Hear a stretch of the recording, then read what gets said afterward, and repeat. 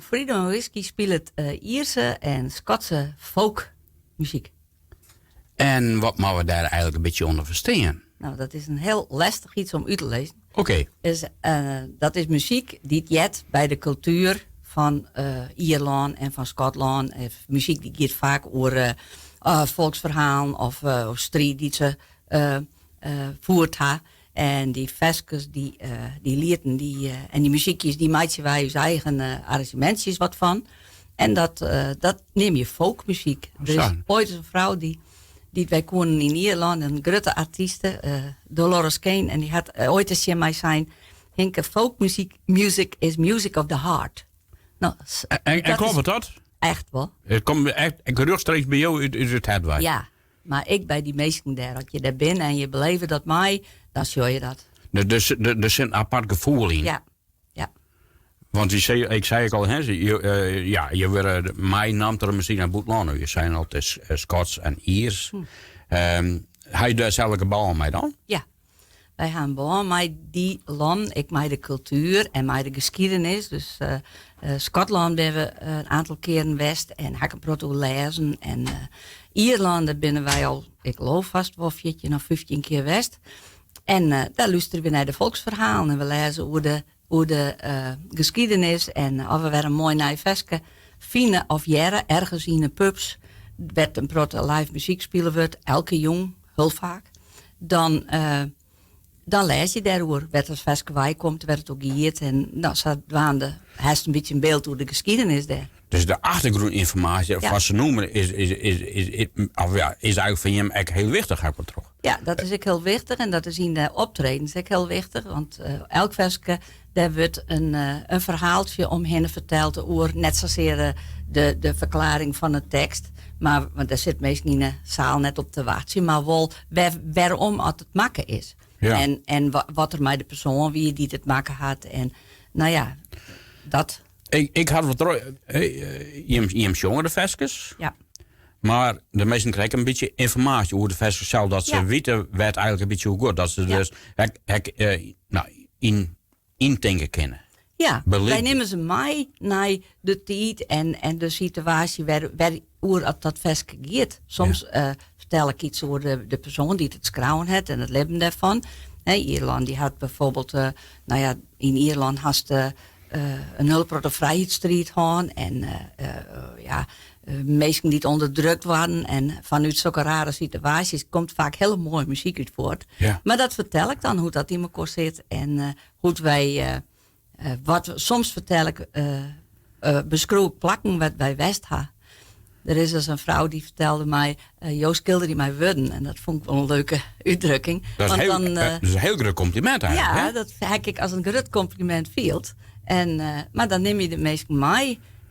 En dat stiet ik altijd in de persberichtjes. Dan nemen ze mee naar de plakken. En zo doe ik best om de meesten die in het publiek zitten, te betrekken bij de muziek die we maken. Ja, want de ploeg of de band heet Freedom, dus vrijheid en whisky. Whisky is een drank. Ja.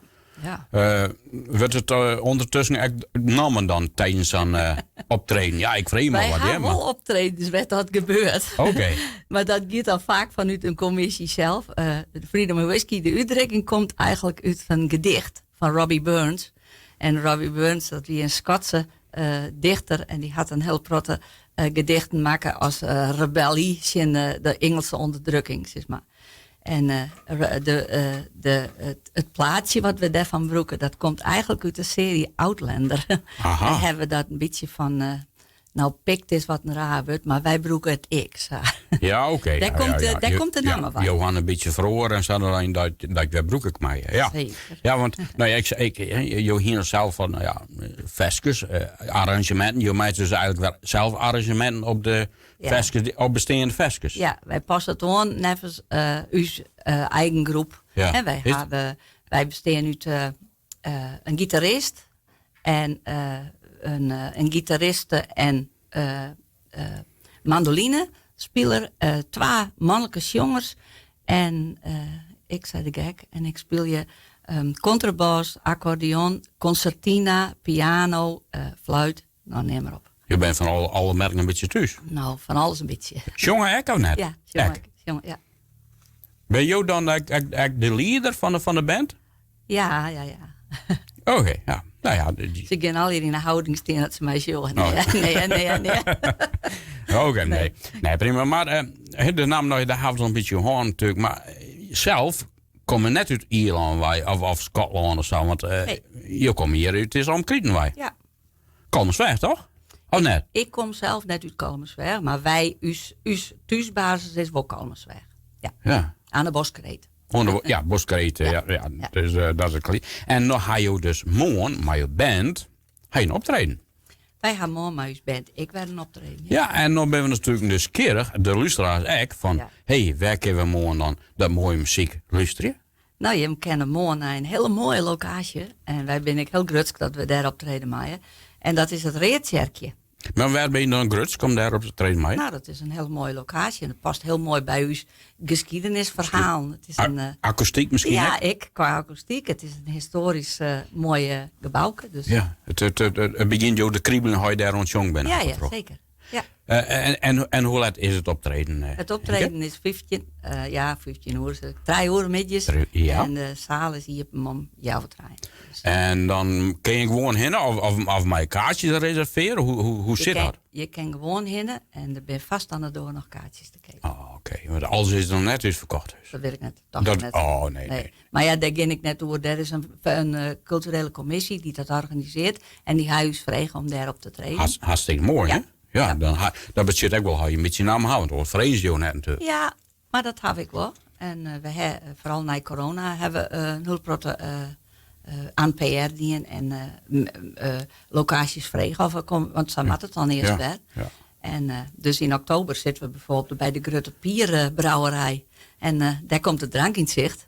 En daar spelen we tijdens een bierpresentatie, zeg maar. Een bierdiner. Juist. Dus, Nou ja, dat jij trekt me een beetje bij deze muziek. Ja, zeker. Ja. Henke Jelsma, tien dank van Freedom and Whiskey. En ik wens je een heel mooie optreden morgen. En natuurlijk ook de rest van alles nog wat je hem dwars zullen. Dank je wel. En tien dank. Dank je wel.